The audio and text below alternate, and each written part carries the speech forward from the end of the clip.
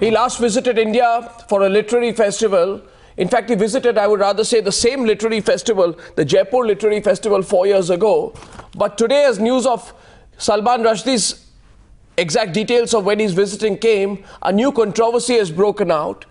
The very respected Islamic seminary Darul Uloom Deoband has urged the government to cancel his visa, saying he has hurt religious sentiments of Muslims in the past. Most political parties steered clear of commenting, others gave generic reactions. Questions have been asked on the timing of this demand. And on the News Hour tonight, I am joined by Alka Raghuvanshi, who is curator of the India Habitat Center. Very prominent voice on several issues in the past, including the MF Hussain controversy. She's been right there at the forefront. Shiba Aslam Fehmi is an Islamic feminist writer and a well-known journalist. Thank you for joining us. Zafar Yab Jilani, convener of the Babri Masjid Action Committee. My first question tonight is to Asaduddin Owaisi, Lok Sabha Member of Parliament of the All India Majlis-e-Ittihad-e-Muslimin. Mr. Owaisi, why should Salman Rushdie's visa be reviewed? The last time he visited in the same festival in 2007, nobody objected to his participation. There was no law and order situation which was created. So is this demand completely irrelevant in your view now? I would request you to please give me 2 minutes to answer your question. Number one, you're wrong in saying that whenever Rushdie came to India, there was no protest. There were protests by the Muslim community. It's a different matter that the mainstream media has not covered it. Yes, he came in 2007, there was protest.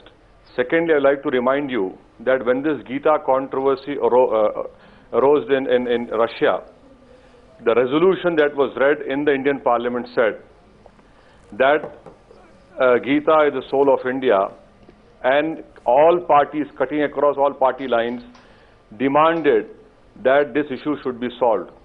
I would like to know that if there is unanimity on Gita, why can't there be unanimity on Salman Rushdie, who has all the right to criticize Islam, but no one can commit an act of blasphemy or sacrilege against Islam and against the Prophet Muhammad, peace be upon him.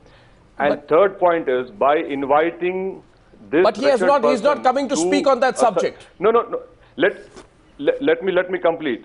By inviting him to such a prestigious literary festival for second time, the organizers are sanctioning the rubbish and blasphemy and sacrilege which Rushdie wrote before. Last point, I am not a spokesperson for the Darul Deoband. It is for them. It will have been better if they are here. But I would urge upon the government that why should India become a safe haven for people like Taslima Nasreen, Salman Rushdie? Let us have unanimity. By unnecessary, you are inviting them over here. What is the message that you are giving? Sure. This is not good. This will lead to more problems. Well, you know, there are contrary opinions. I'll let Alka Raghuvanshi come in next. But the question is also that cancelling a visa will set a bad precedent. You see, Mr. Owaisi, some people will say it will leave room. Tomorrow some other group will not want some other individual. And that may set a dangerous precedent. I'd like to welcome Alka Raghuvanshi. Your response, ma'am, to what Mr. Owaisi's opening remarks were. I think it's a very silly sort of demand on his part, because after all, when I last heard, since giving out visa was a state subject, not a religious one, how can a religious group object to the state of the country giving a visa to a person or not? I mean, how partisan can we get? He is coming as an author. He's been invited by a very, very legitimate, a very, very prestigious organization to come and speak. It's ridiculous that a group should demand that his visa be revoked. The argument is being put here. Let me welcome our third participant, Shiba Aslam Fehmi. Ms. Fehmi, the argument being put here, also by Mr. Owaisi, was that there are sensitivities attached. They might lead to a law and order situation. Well, I think Well, I think he has tried to mislead this whole conversation, because when he compares it with the controversy of Gita, the Russians were not witch hunted out of India when it was happening. So secondly, it is very important to remember that Salman Rushdie enjoys no support. He enjoys no popularity in India. Taking up this issue at this juncture, it only means that we want to, some Muslim leadership want to exploit the election atmosphere here in India. So we must understand that 4 years back it was not an issue. Now it is an issue because elections are right ahead, and we understand that people like Maulana Rumani or Mr. Owaisi need to understand that it's about time we need to develop skills to engage with such peoples instead of witch hunting them. Don't carry out a witch hunt, says Shiba Femi. I'd like to welcome Zafaryab Jilani for his introductory comment. Mr. Owaisi, I know you want to respond. I will come back to you. Mr. Jilani, question is, why is this being raked up now ahead of the UP elections? One of our participants and many people see a direct link between that. Mr. Jilani. No, there is no question of UP elections, because when this Gita controversy had arisen, Darul Deoband had issued an appeal that there should be no ban upon any religious book, including Gita. So Darul Deoband is an institution which is not, has got nothing to do with UP elections. The Salman Rushdie's past is such that he is always opposed by the Muslims because he has committed blasphemy. And as Owaisi has said, that we cannot tolerate, India's law does not tolerate. See, there are so many provisions under the Indian laws, including 153A section, 153B, 295 and 500, etc., which provide that such statements are offence.